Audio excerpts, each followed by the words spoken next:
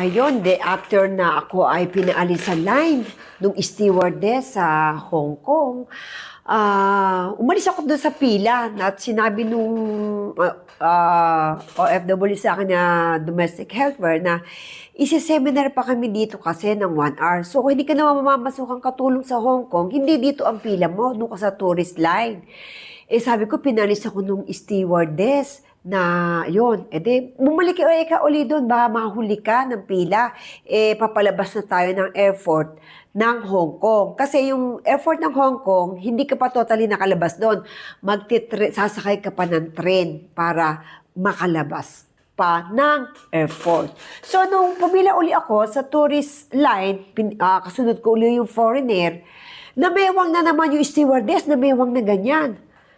Pinuntahan ako. Di ako naman nakayuko. Natatakot ako dahil pinuntahan na naman ako ng stewardess. Ang sabi sa akin, you again. Why are you going to line the tourist line? I told you, sabi niya gano'n, na doon daw ako na line. Sabi ko, no, I am a tourist. Sabi ko, turista ka ako. Sabi ko, hindi ba sanay mag-Tagalog yun?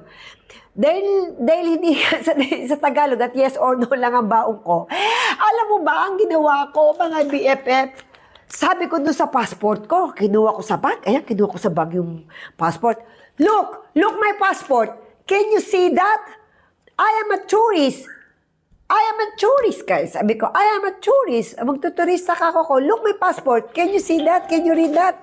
Binuksan niya yung passport, nakita niya na ako ay 6 days lang sa Hong Kong at ako ay magtuturist lang. So, nung nakita niya yung passport ko na ako pala yung turista, alam niya sinabi sa akin, oh, I'm sorry, I did not know that you are a tourist. Tourist, like a turista, parang turista, gano'n, yung mamamasyal sa kanila. I'm sorry, I did not mean, sabi niya gano'n. Ade, ako tulala. Tinitigan na naman niya uli ako mula ulo hanggang talampakan. Nakatingala siya sa akin. Oh, because your dress is like a DH. Eh, kaba naman sa akin. Sabi ko, napagtanto ko, sabi ko, grabe ang mga tao talaga.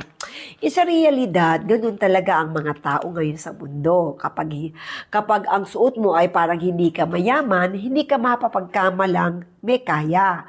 O kaya, kapag ang suot mo ay ganun nga, hindi ka mapagkamalang turista. So, in the sense, ang tao sa literal tinitingnan. Yung literal talaga ang paghusga nila. So, eka nga, yun, isa normal na na-experience natin. So, nung na-experience ko yun, hindi na ako nagra-rubber shoes. Pag pumupunta ako ng ibang bansa, naka-boots na ako, guys. At hindi na rin ako nagsusuot na hindi pang tourist. Kaya bumibili na rin ako ng dress na pang turista. Tulad niya, nung nagpunta ako ng Thailand, ng Japan, ay makikita niyo na yung ayos ko. Ayos turista na. So pag naisip ko rin nga, kasi namamasyal ka paano ka mapagkamalang turista kung ang dress mo, parang nasa bahay ka lang. So, in the proper way, tinuturo ko dito sa aking YouTube channel how to proper dress any occasion, any place na ating pinupuntahan, mapabinyag man yan, wedding man yan, o summer beach man yan, o sa beach man yan. We need to choose dress na tama. Siyempre, pag sa beach, kailangan naka-two-piece, naka-swimsuit, naka-short, ganon. Naka-swim trunks na isusuot. Hindi yung pupunta ka ng dagat, naka-pajama ka, naka-pantalong ka, naka-t-shirt ka. So, pag lulusong ka sa dagat, siyempre, proper dress as a swimmer. Yun. Pag sa binyag naman, yung pagbinyag talaga, yung kapag ang motive white, mag-white ka, huwag ka magba-black kasi hindi naman nag-black sa kasal, di ba? So, ganon. Pag sa mga binyag, ganon din. Yun ang tinuturo ko sa aking YouTube channel. So, kung nakabigay ako ng tip, kung kayo turista, parang turista ang inyong dress. So, para hindi tayo hamakin ng kahit sino. Kasi ako nahamak na ni maliit ako. So ngayon, kailangan mag-makeup ka naman pag lalabas ka ng bahay. Mag-ayos-ayos ka ng maayos at huwag kang, kung ibang bansa pupuntahan mo, mag-ayos-ayos ka naman. Huwag kang pupunta ng simple. Kasi ibang bansa yun. Kasi hindi mo alam ang mga ibang mga judgmental talaga. So kaya nga sa Itbulaga may judgmental eh. Di ba? Kaya na si judge mental. Ibig sabihin, ang tao mapagusga, pero ang Diyos never kanyang hinusgahan. Masama ka man, ano ka man, mahirap ka man, hindi ka